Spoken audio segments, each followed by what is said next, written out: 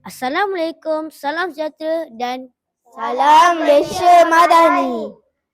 kami pelajar tahun 4 dari Kebangsaan Taman Pulai Emas ingin membincangkan projek kami yang bertajuk Pengoperasian Kemasukan Awal Kanak-kanak tahun 6 tahun ke tahun 1. Nama saya Nazir Nuruddin bin Muhammad Nazrul.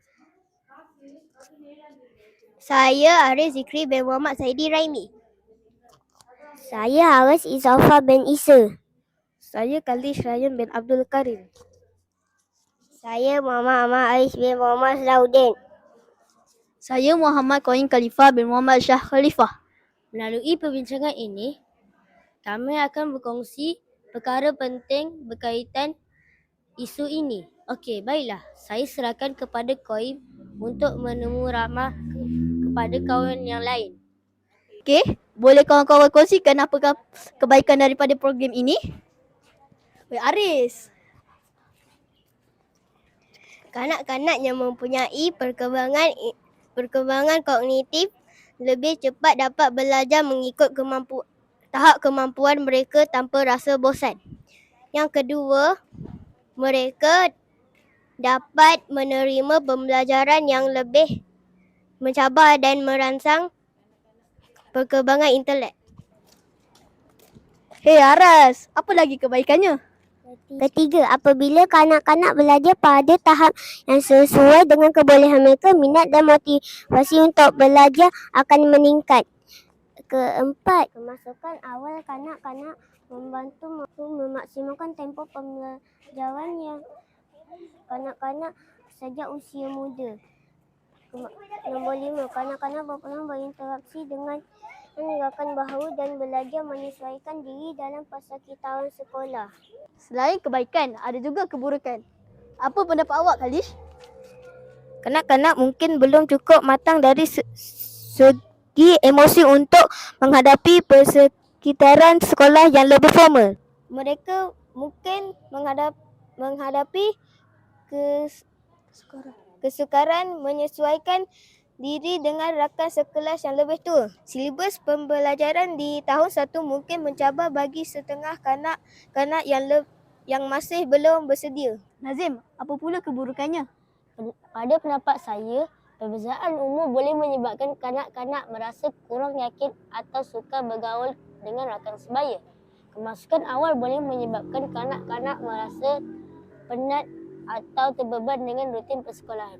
Untuk pengetahuan kawan-kawan, negara-negara jiran kita ada yang sudah mengaplikasikan program ini lebih awal seperti Singapura, Brunei, Thailand dan Vietnam. Ibu bapa yang memilih memasukkan anak ke tahun 1 seawal usia 6 tahun boleh membuat penilaian sendiri sama ada anak mereka layak dan bersedia. Pesanan itu dibuat Ketua Pengarah Pendidikan Datuk Muhammad Azam Ahmad yang menjelaskan penilaian perlu mencakupi perkembangan kognitif termasuk emosi, psikologi dan kecerdasan intelektual. Datuk Muhammad Azam menjelaskan kemasukan tahun 1 pada usia 6 tahun adalah pilihan dan tidak diwajibkan. Kementerian juga tidak mempunyai halangan untuk menerima kemasukan anak yang tidak mengikuti pembelajaran awal di prasekolah. Ini kerana ia bukan syarat wajib memasuki tahun 1. Beliau turut mengulas tindakan KPM memastikan tiada murid tercicir atau gagal mencapai prestasi seperti rakan sebaya. Sebenarnya kita memang dalam proses pengajaran pembelajaran kita ada kelas pemulihan. Jadi kita pun ada pembelajaran terbeza yang memang itu adalah amalan pedagogi oleh guru-guru mengikut tahap murid-murid dalam kelas masing-masing. Ibu bapa juga dinasihatkan tidak membuat keputusan terburu-buru untuk memasukkan anak mereka ke tahun 1 sekiranya belum bersedia. Kemarin Menteri Pendidikan Fadlina Siddiq memberi jaminan semua yang berdaftar bagi kemasukan murid ke tahun 1 seawal usia 6 tahun akan mendapat tempat masing-masing tahun depan tanpa sebarang penolakan.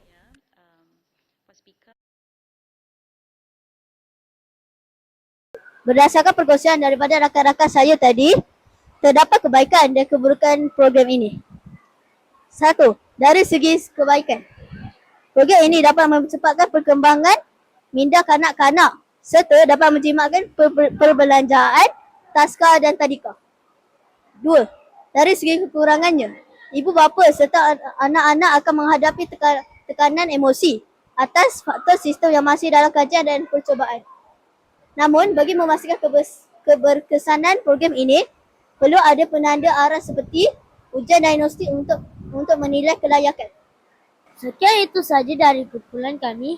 Harap bermanfaat. Terima kasih.